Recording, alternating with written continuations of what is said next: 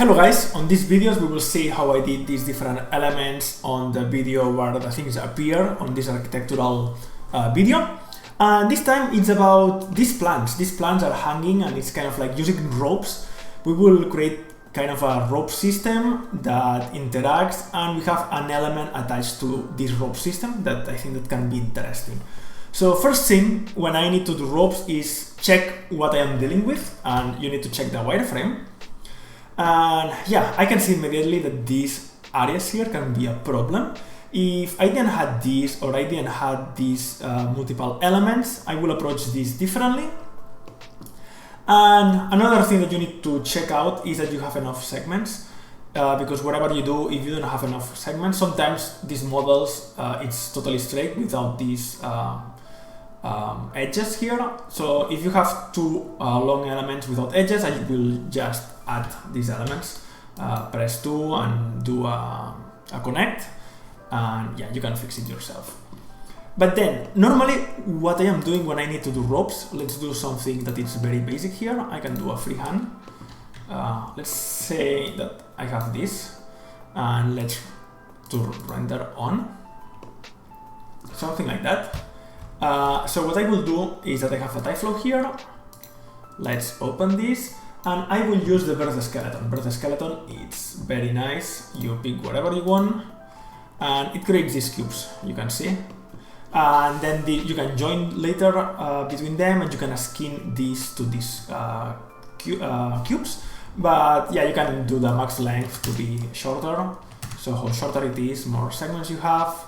And this will be pretty nice. You simulate that and you skin grab. But if I try to do this birth skeleton here, it will be a disaster, because it will try to, I mean, it's very difficult to do that. So the solver will go crazy, and we have a lot of elements here. And at the same time, you don't want these, for example, 3 elements to be like independent elements. It can complicate a lot the simulation, and I don't think that it's a good way to approach that. So we need to simplify this and use another system. So to simplify this mesh, what I will do is create a new layer. I will call this low res. Low res. And I like to use the I forget always the names. It's Measure. So Measure is good. I will pick these elements. And yeah, because it's creating a particle on each vertex, it's doing a pretty good job. So you can see that we are having something that is way more low res. We can adjust a little maybe these values by default with the absolute radius. Maybe 1, it's still good. 0.7. Here we start having problems because there is not enough segments there. So something that you can do when you are doing that, and maybe check this out, because here I can see maybe a problem. It's not so problematic, it's just that there is not enough vertex. So only to do that I can add maybe a subdivide. And when I never found this, I will add a subdivide.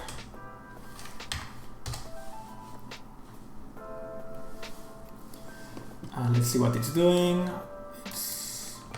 Be careful with this because it can go crazy. 5, 3. I want to start getting more segments there. And 2. Not yet. No. Now at 1 we have more segments. Maybe I will go to 0.7. Let's see if I can have 2.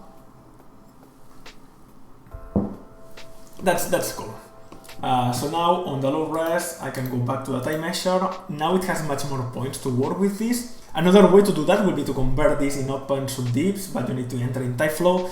Will be great if we can have already an open subdips here that we don't have yet, but that's not so bad. What we are doing is another way to do the same thing. And yeah, something that we need is as well more resolution. So the voxel size, let's go to 0.5. You want always to be connected. When you start to have disconnections here, you need to start to be worried. And again, Maybe we can go to 0.5 only for that. Remember, we will turn this off later. It's just that when we subdivide this, we get more points to work for the measure. And now that these elements that was getting disconnected now are connected again. So yeah, when you like something like that, I think it's good. I will convert this to edit poly. And now I will go back to this and take out the subdivide because we don't want it. But now we have something that it's much better to work with. And what we will do is we will import this with the birth objects. And let's add selected. And yeah, let's turn this Tyflow on. I only want Tyflow right now. So first thing here is that I would like to volume break. You can do it in different ways, but I would like to add a Voronoi. And with Voronoi, check how many faces we are creating. When you don't see much, what I like to do is to add a scale, and only for visualization, so to see what we are doing, how big they are. We need to go way lower in the Voronoi, so we need more points, 30, 40, 50, 60, 70, 100. It's quite irregular. Let's make sure that the variation is at 0. Should be fine because it's only one object. Sometimes I use the cloud, sometimes I use source random on shape surface, and sometimes this works better than this one for these objects that are quite irregular because it's adding particles on the surface. And yeah, how smaller are the points, more resolution you will have.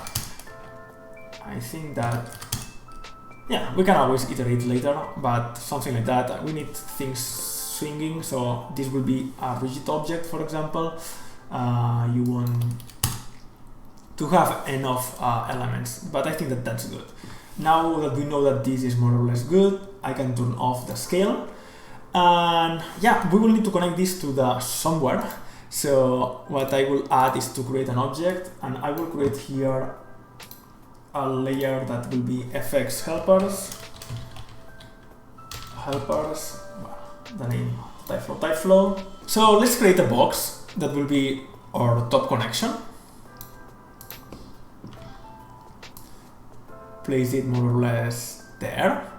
So I will add physics shape to make this dynamic. After the Voronoi, the order is important. Convex hull, it's fine, never use mesh in these cases.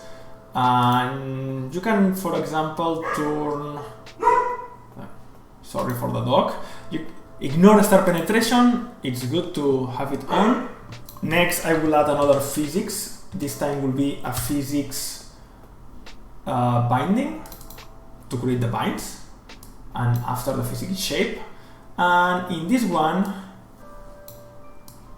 instead of glue, I will use joints, and joints use these spring settings and damping. This is how strength is your joint. If you want this to be more bending more easily, you need to lower these values. If you want this to be something more rigid, you need to increase these values. Let's keep it by default, it should be fine. And then bind breaking, when you want to break, I don't want this to be breakable at all. Then I want to bind these to particles and to colliders that we don't have yet. And the bind distance, I want this very low. It's a mistake to have this too big because you will get multiple bindings and will create way more rigid. So 0.2, so only the most proximate stuff will work. And sometimes I increase the max bindings to 6. So there is, if you have 4 objects close by, they all create bindings. With this, we should be fine. Last things on Tyflow, modify panel, physics, it's important. Check default gravity, turn real wall value, depending on your units will be different. In this case, it will be -1 point. It's doing it automatically when you press here. And something else, I don't like the ground collider at all, because maybe these things will be inside the ground and you will see things exploding, so turn it off. And in this case, I go always to half frame. So yeah, we can see that it's falling down. I don't know yet if the bindings works, but it's because we don't have anything attached to this object. I will add a physics. You can add collision, or you can turn this. Let's make it different. I wanted to add this as a collider that as well will work, but something that can be more visual to what we will do, and sometimes I like it a lot. It's drag and drop, and we will do a surface test. So we will do that wherever it's close to this object. So pick this object, and we will do distance. It will go to this group. Instead of green, I will make yellow. So I say that it's more visual because you can see whatever will go in this group. You can see that I can put it way lower. 5 should be fine. So make sure that it's enough so at least one object is yellow. That's fine. And this, what we will do is that we will switch this. So physics switch. And again, this is important that it's at the end because first this object gets a property of physics shape, then it detects this and it goes to this group. And in this group, I will make this to be, physics shape, to be kinematic. Kinematic means that it will not move, it will not be affected by the gravity. Now, if we do this, it's working. You can see that, yeah, we have these things with physics working. And as you can see, if you want this more rigid on physics binding, increase this. You can increase this quite a lot. Put another 0 and another 0. And you will see that now this is way more rigid. Let's go crazy, another 0, so you can see well the difference. It will become way more rigid. As you can see, it tries to be way more rigid. And if we do the other way around, let's go to 750 and 750. This will be way more wobbly thing. So not consistency at all. You need to play a little with these values. I think that the false for ropes kind of works pretty good. But now we don't have the object here. And remember, we need to separate this somehow because we would like to use the high res for this. But only for the ropes, not for these elements here. So this will be ropes, rename ropes. And we'll create another bird object that will be, this will be rename, this will be pot plants. Now if we turn it on, the pot plants are these objects. So I selected here, this will be our pot plants. And to separate things, I like to do the groups, particle groups. And I will change the group. You don't change the simulation group, change the export group. And this will be A, shift and drag. And this will be B. So later on, after the cache, we will be able to separate these two objects. These are they are not yet physics, so we can copy these things. Physics shape, I will copy it there. Now the object is there. And yeah, it's working. But let me turn off this. Let's only display Tyflow. Let's see that everything works. But as you can see, these things are not working together. At least the physics binding. So this physics binding has not into account these other objects, and this can be a problem. In order to make sure that when this physics binding happen, it takes into account other objects, the order of how this is loaded is important. Right now, if you click here, you will see that the evaluation priority is everything is 1 by default. This means that everything gets evaluated in parallel, I think. So you need to force that this will be 1. So this gets created first, and then this gets created second. So this will be second. So when first this gets created, then this gets created, and when we arrive to the physics binding, this physics binding can found these objects here. If it makes sense. Yeah, because now these objects exist. You are saying, okay, first evaluate this, and second evaluate this. So when this physics bindings is creating bindings for all the particles, it's founding as well these ones. And as you can see, everything gets attached. Another thing that you can play with is with the mass. The mass right now, I don't know what it's using, actually it's created there. And the mass, if you go to physics shape, let me see, we have mass override, and it's doing this relative to volume. So smaller objects will have less mass than bigger objects, so normally is what happens. But I found it a little counterintuitive, this. So what I do sometimes is I turn this off. I only do this override. Right now, remember, so this will be mass 1, for example. This single object here, this small object, this Voronoi has the same mass as this, but this should have way more mass than this small object. So I will do 0.05 maybe for this.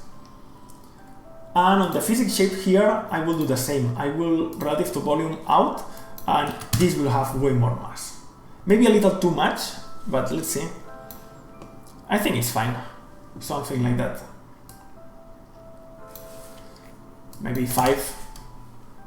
You will see that it changes. But yeah, something like that will be good. But right now, we are not doing anything interesting because this is not really moving. What I did on my example is that I had a collider. That will be another box that I will have on the helpers. And I will animate this. Doesn't need to be, you know, very accurate. So I will create this here. After some frames, I will move this top and there. So everything goes up and in this way. And then after some frames, I will start moving this out. So I am sure that everything falls down. So again, up and down. And we will only use when this is falling down. So yeah, now we go back to Tyflow. And on these ropes, I will add a physics collider.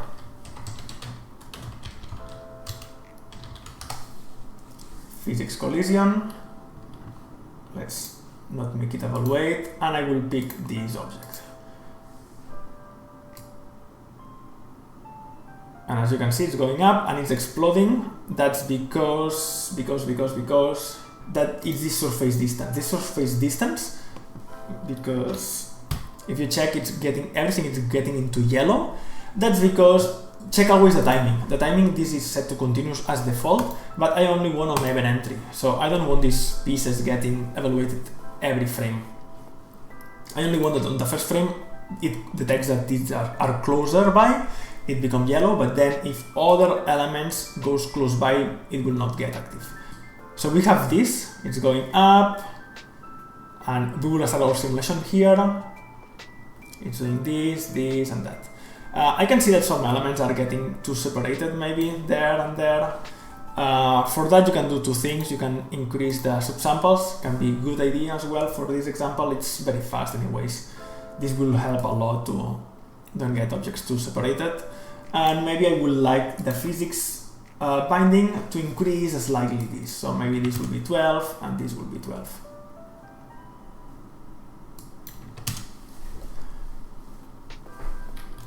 No, it went too far, this 12.